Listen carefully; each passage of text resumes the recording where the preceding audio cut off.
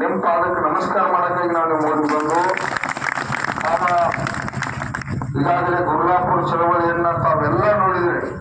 ಇನ್ನು ಊರಾಗಿನ ಜನ ಸೇರಬೇಕಾಗಿತ್ತು, ಅವಶ್ಯಕತೆ ಅಂತ ಸೇರಲೇಬಹುದು. ಯಾಕಂದ್ರೆ ₹300 ಎಲ್ಲರಿಗೂ ಸಿಕ್ಕತ್ತೆ, ಇದಕ್ಕೆಲ್ಲ ಸಂಬಂಧ ಇಲ್ಲ. ಇನ್ನು ಮುಂದೆ ನಾವು ಇದರ 10% ಒಕ್ಕತ್ತು ಆಗ್ಬೋದು. ಗುರುಲಾಪುರದಾಗ ಲಕ್ಷ ಸೇರಿದ್ರು, ಇನ್ನು ಮುಂದೆ 10 ಲಕ್ಷ ಜನ ಸೇರ್ಬೇಕ. ನಾವು ₹300 ಸೀಮಿತ ಆಗಿ ಬಿಟ್ಟಿಲ್ಲ. ಇದನ್ನ ₹5,500 ಗುರುಗಳ ನೇತೃತ್ವ ಕೊಡಿಸ್ಬೇಕನ್ನುವಂತ ಭಕ್ತಿ ಐತೆ ನಮಗೆ. ₹5,500 ಹೆಂಗೆ ತಗೋದು?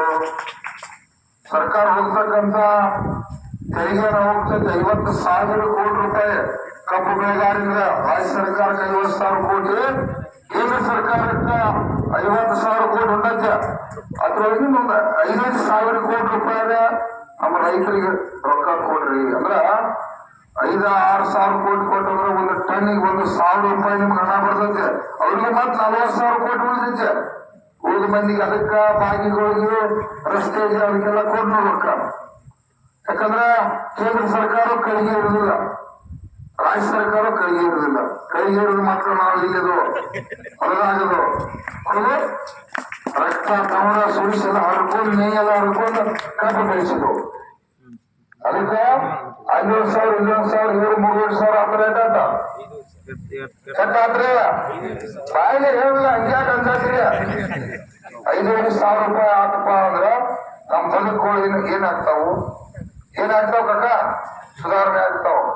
ನಮ್ಮ ಅಜ್ಜಗಳಿಗೆಲ್ಲ ಮತ್ತೆ ಹೊಸ ದೋತ್ರ ಮತ್ತೆಲ್ಲ ತರಬಹುದು.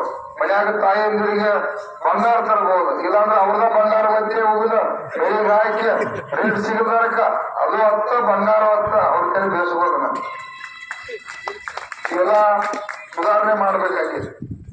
ರೈತ ಸಂಘ ಅಂತಂದ್ರ ಇದು ನಾವೇನ ಇಲ್ಲೊಂದಿನ ರಾಜಕಾರಣ ಮಾಡಿ MLA ಆಗ್ಬೇಕು, ಮಂತ್ರಿ ಆಗ್ಬೇಕಂತ ಹೇಳಿ ಈ ಸಂಘಟನೆ ಮಾಡಾಕಿಲ್ಲ. ರೈತರ ಆರ್ಥಿಕವಾಗಿ ಪ್ರಬಲ ಆಗ್ಬೇಕು. ರೈತರಿಗೆ ನಾಡಿನಾಗ ಗೌರವ ಸಿಗ್ಬೇಕ. ಇನ್ನು ಮುಂದೆ ನೀವು ಈ ರಾಜಕಾರಣಿಗಳದ ಅವ್ರದಾಗ ಫೋಟೋ ಇಡೋದು ಬಿಟ್ಟು ಬಿಡ್ರಿ, ನಿಮ್ ಫೋಟೋ ಇಡ್ರಿ. ನೀವು ಕಬ್ಬಿನಾಗ ಕಡಿಗೆ ಇರೋದು, ಕಸ ತೆಗೆಯೋದು, ಮತ್ತೇನ್ರಿ ಬೇರೆ ಜಗಳ ಮಾಡೋದು, ಕಳೆ ಕೀಳೋದು, ಕೊತ್ತಂಬರಿ ಹೆಂಗ್ ಹಚ್ಚೋದು, ಅದನ್ನ ಹೆಂಗ್ ಬೇಸ ಹಾಕಿ ಹೆಂಗ ಮಳಿಕ್ ಬರ್ತೈತಿ, ಈ ಜಗತ್ತು ನೋಡ್ಬೇಕಾಗಿತ್ತು. ಅವ್ರಿಗೆಲ್ಲ ಗೊತ್ತಿಲ್ಲ. ಎಲ್ಲ ಮೊದಲು ಹೇಳಿ ಗಿಡದಾಗಿದ್ರೆ ಬರ್ತೈತಿ ಆಮೇಲೆ ತಿಳ್ಕೊಂಡಾರ ಅವ್ರ. ಸಕ್ಕರೆ ಹೆಂಗ ಬರ್ತೈತಿ ಎಷ್ಟೋ ಜನಕ್ಕೆ ಗೊತ್ತಿಲ್ಲ. ಅವ್ರಿಗೆ ಬಹಳಷ್ಟು ಜನಕ್ಕೆ ಗೊತ್ತಿಲ್ಲ.